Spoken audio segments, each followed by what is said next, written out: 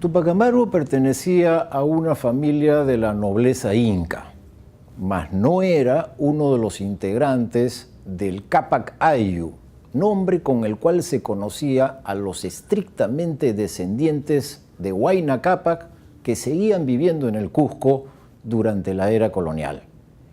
Pero los incas habían tenido una nobleza ampliada y parte de esa nobleza ampliada eran los antepasados de Túpac Amaru.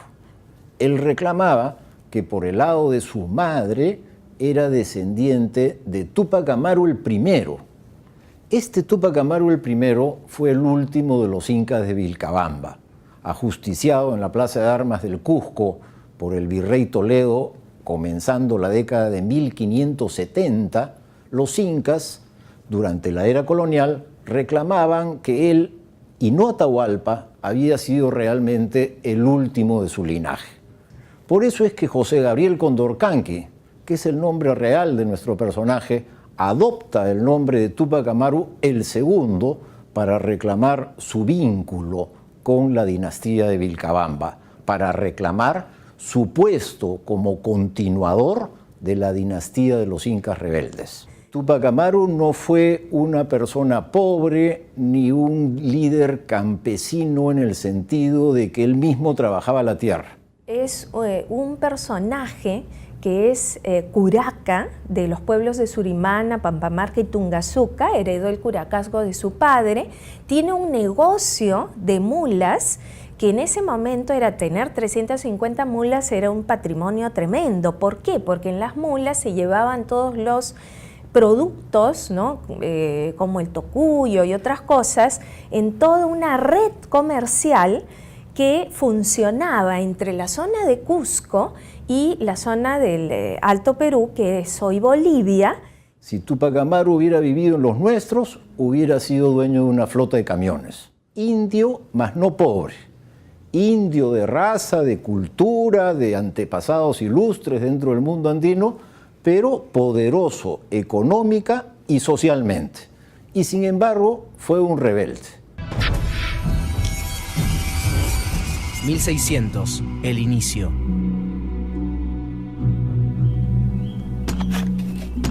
En 1600, un extenso territorio americano se encuentra bajo dominio de la corona española, que basa su poder en la división de la sociedad en dos instituciones, la República de los Conquistadores Españoles y la de los Indios. Esta última está dividida en distintos territorios gobernados por jefes políticos indios, algunos de los cuales son descendientes de antiguos caciques incas y elegidos por la comunidad. Estos caciques tienen gran legitimidad y representan los intereses del pueblo indígena, mientras otros son impuestos por la autoridad española y colaboran con el invasor. En cualquiera de los casos, la gran mayoría de los indios trabajan en los campos pagando tributos y diezmos a la corona española. Los indios son la principal mano de obra de los españoles, quienes en 1605 imponen la mita, trabajo obligatorio de los indios en las minas. Cada año, miles de incas pasan 10 meses trabajando en condiciones infrahumanas, donde muchos mueren para enriquecer a explotadores insaciables. La mita se convierte en el tributo más odiado por el indio. 1750, las reformas borbónicas.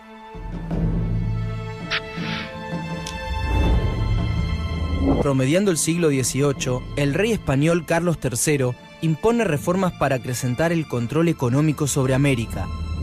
Aumenta impuestos, coloca nuevas aduanas para recaudar más tributos y, sobre todo, incrementa la presión sobre el trabajo en las minas para poder obtener aún más plata.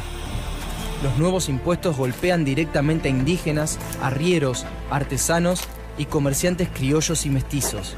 Los caciques realistas empiezan a ser cuestionados por no defender a los suyos, y los caciques legítimos, que se oponen a las nuevas medidas, logran mayor popularidad, como Túpac Amaru II. 1776. Los enemigos. En 1776, para imponer las reformas borbónicas, el rey designa un intendente militar y visitador general para el virreinato del Perú. Su nombre es José Antonio de Areche Sornosa. La creciente presión realista impulsa a Tupac Amaru II a exigir en Lima que sus comunidades sean exceptuadas de la mita.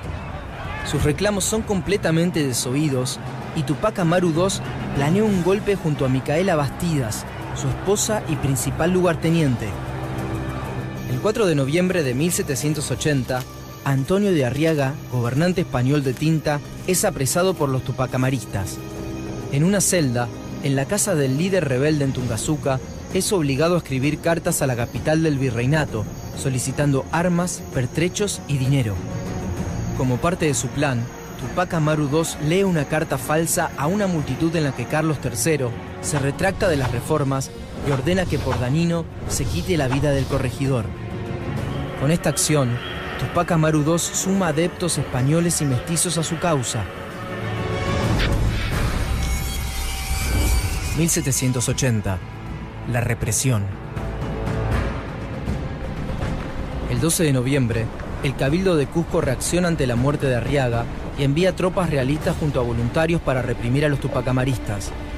Entre los voluntarios hay también indígenas leales al rey. 5 días después llegan a Sangarará, al norte de Tinta, pero son rodeados por 6.000 indígenas rebeldes y deben refugiarse en la iglesia del pueblo. Los realistas se niegan a rendirse y los rebeldes los combaten por días hasta vencerlos. Ante la derrota, los españoles declaran a Tupac Amaru II traidor al rey. Después de dejar Sangarará, la rebelión avanza hacia Collao para ganar el apoyo de criollos y mestizos. Pero como el rey ha decretado traidor a Tupac Amaru II, muchos temen sumarse a los revolucionarios e incluso se pasan a las milicias realistas para combatirlo. El 28 de diciembre de 1780, Cusco despierta rodeada por 30.000 tupacamaristas. La mía es la única que ha quedado de la sangre de los incas, reyes de este reino. Más indígenas se suman a la revuelta y en nombre de Tupac Amaru II ajustician a varios caciques realistas. El espíritu luchador inca renace en la revolución, que saquea obrajes, ocupa tierras que fueron usurpadas por los invasores y da por abolida la mita, símbolo de la opresión. Pero tropas de Areche llegan a Cusco y atacan a los rebeldes. Las armas de fuego hacen una diferencia aterradora y tras 2 días de intensos combates, la rebelión en Cusco huye, se dispersa y pierde impulso. 1781. El último intento.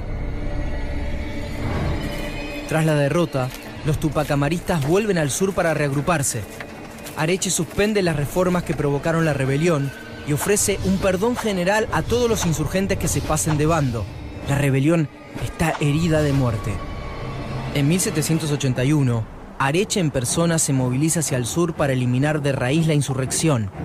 Con 17.000 soldados, entre españoles e indígenas, se enfrenta con los tupacamaristas y da muerte a 2 principales lugartenientes rebeldes. A la rebelión le queda tiempo para realizar una última jugada y prepara un ataque sorpresa.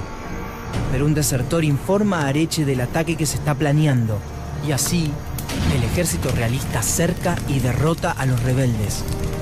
Tupac Amaru II, su esposa, 2 de sus hijos y otros cabecillas son conducidos ante Areche.